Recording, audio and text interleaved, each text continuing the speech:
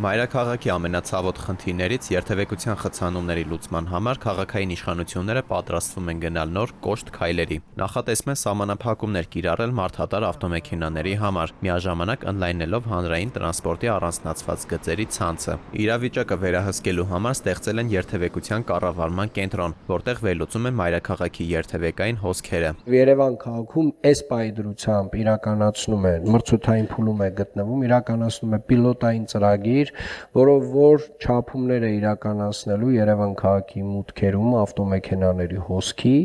եւ այս բոլոր հաշվարկների հիման վրա մեզ այս տարվա ընթացքում տալու է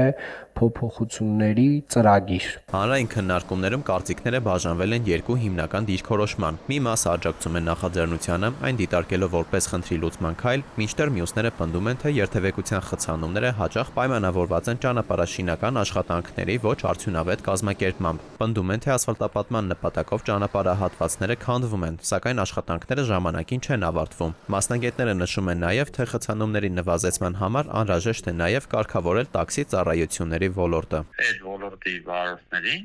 ընդհանուր օգտագործման ճանապարհներից ուղղեն դեպի քաղաքային առանձնացված երթուղիները, քաղաքային տրանսպորտի համար նախատեսված։ Դա արդեն կլինի ոսկերի ագին թեթևացում։ Բնականաբար այդ երթուղին օնլայնելով։ Տաքսիների համար փորձագետները առաջարկում են ներդնել հոլոգրաֆիկ տարբերակիչ պիտակներ, որոնք կփակցվեն մեքենաների վրա եւ թույլ կտան հեշտությամբ տարբերակել օրինական գործունեություն իրականացնող տրանսպորտային միջոցները։ Մասնագետների կարծիքով անհրաժեշտ է ավելացնել նաեւ հանրային տրանսպորտի քանակն ու հասանելիությունը, որպեսզի քաղաքացիները կարողանան հարմարավետ եւ առանց գերծ ծանրաբեռնվածության օգտվել փոխադրամիջոցներից։ Ինչ-որ մի բան արգելելու դու պետք է այս դեպքում այլընտրանքը ապահովես։ Այլընտրանքը երկու տարբերակ ունենում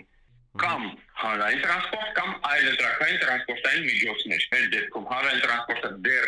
թերի է, այլընտրանքային տրանսպորտային միջոցների ուղղությամբ քայլեր արվում են միայն թարս, սահմանափակմանը ես խիստ կողմ եմ, բայց այս փուլում դա այնպես արվի, որ դա կոլապսի չբերի։ Հանրային տրանսպորտը օգտվելու համար նախ նորմալ ցանց իրեն կարողանան բացել, տրանսպորտից օգտվելը հարմար լինի, մարդը կարողանա նորմալ մարդավարի նստել, ոչ թե իր շալը բարձրանալով, խտկվելով միջև շարժվել։ Խցանումների դեմ պայքարի նոր միջոցները դեռ քննարկման փուլում են, սակայն մի բան ակնհայտ է՝ սահմանափակումները արդյունավետ կլինեն միայն այն դեպքում, եթե քաղաքացիներին առաջարկվի հարմարավետ եւ հասանելի այլընտրանք։ Մինչև այդ խցանումները շարունակում են խցանել վարորդների նյարդային համակարգը, առանձին դեպքերում նաեւ վթարների պատճառ դառնալ։ Դավիթ Թադևոսյան, ժամը լրատվական։